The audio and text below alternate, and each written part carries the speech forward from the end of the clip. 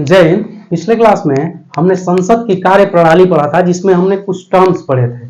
आज हम पढ़ेंगे संसद की कार्य प्रणाली में संसदीय नियम। संसदीय नियम क्या होते हैं, ये चीज हम आपको बताएंगे। देखिए, आर्टिकल 118 ये कहता है कि संसद का प्रत्येक सदन अपनी कार्य प्रणाली के लिए नियम बना सकता है। ठीक है, संसद का प्रत्येक सदन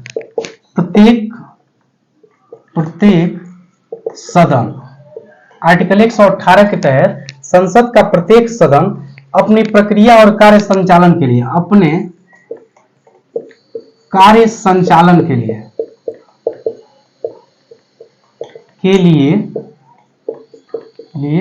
नियम बना सकता है। मतलब संसद का प्रत्येक सदन, चाहे लोकसभा हो चाहे राज्यसभा हो, अपने कार्य संचालन के लिए क्या कर सकता है, नियम बना सकता है। ये किस आर्टिकल में, आर्टिकल 118 में है। ठीक है, आर्टिकल 122 वही समझ लीजिए क्या होता है। आर्टिकल 122 संसद की किसी भी कार्यवाही को विधि मान्यता व अनियमितता के आधार पर न्यायपालिका में आप प्रश्नगत नहीं कर सकते हैं।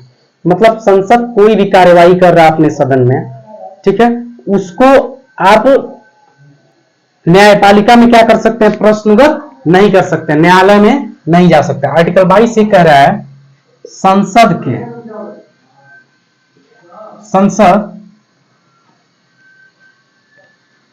की किसी भी कार्यवाही को विधि मान्यता व अनियमितता के आधार पर आप न्यायालय में प्रश्नगत नहीं कर सकते हैं। मतलब संसद के कोई भी सदन कोई भी कार्यवाही करते हो, उसको आप विधि या मान्यता या अनियमितता के आधार पर आप न्यायालय में प्रश्नगत नहीं कर सकते हैं। ठीक है, इसके बाद पढ़ते हैं गणपूर्ति क्या होता है। सदन की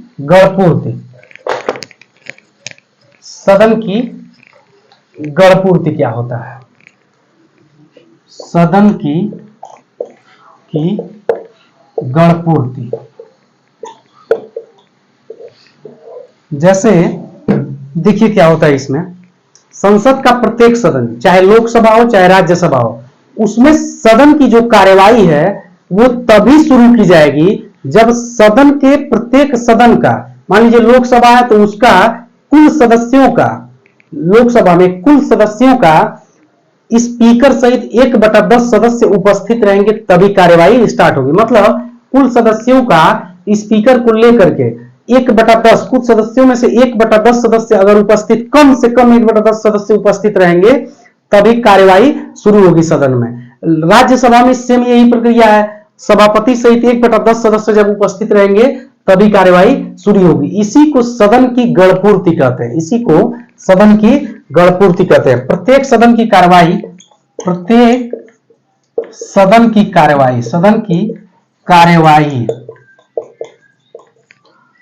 प्रारंभ करने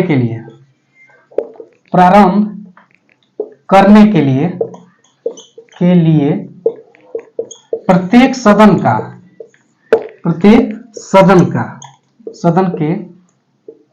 सदन के अध्यक्षों सहित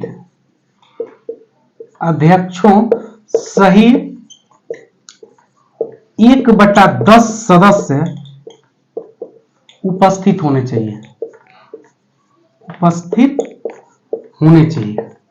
इसी को गणपूर्ति कहते हैं, इसी को सदन का गणपूर्ति कहते हैं। उसके बाद पढ़ते हैं संसद की भाषा। आर्टिकल 120 संसद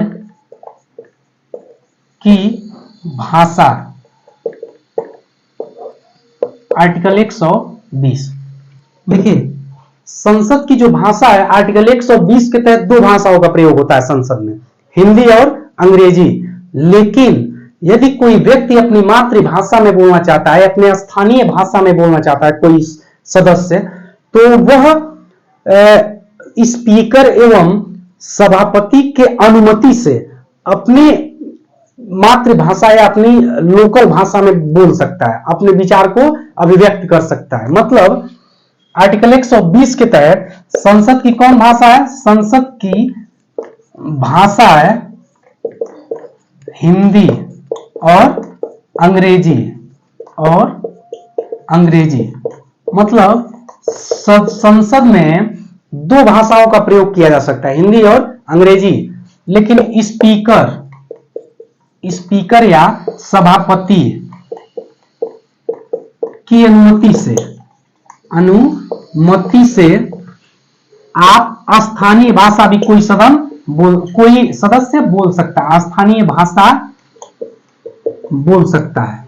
मतलब स्थानीय भाषा में बोल सकता है, मतलब स्पीकर की और उप सभापति के अनुमति के बाद आप अपने भाषा में भी अपने विचार को अभिव्यक्त कर सकते हैं। ठीक है, ये रहा आज का। इसके बाद हम पढ़ेंगे प्रश्नकाल। नेक्स्ट क्लास में। ठीक है, थैंक यू, आज के लिए इतना ही।